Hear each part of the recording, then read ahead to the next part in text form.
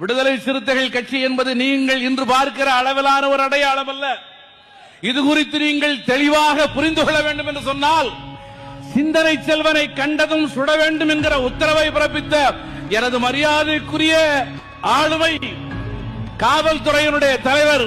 முனைவர் சைலேந்திரபாபு அவர்களிடத்தில் போய்தான் விடுதலை சிறுத்தைகளுடைய பழைய வரலாறு என்ன என்பதை நீங்கள் கேட்டு தெரிந்து கொள்ள வேண்டும். அந்த அளவிற்கு ஒரு காலத்தில்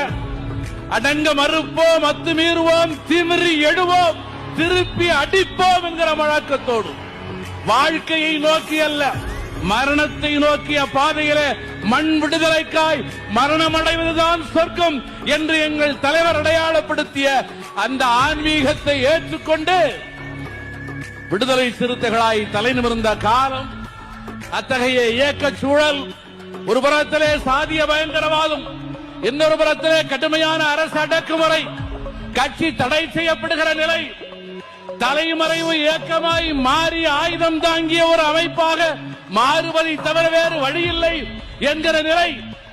அந்த நிலையில்தான் தன் வாழ்வை, தன் இளமையை, தன் எதிர்காலத்தை, தன் கனவுகளை தன் சமூக விடுதலைக்காக கொன்று புதைத்துக் கொண்டு இந்த இயக்கத்தையே தன்னுடைய குழந்தையாக எண்ணிக்கொண்டிருக்கிற தலைவர் திருமா அவர்கள்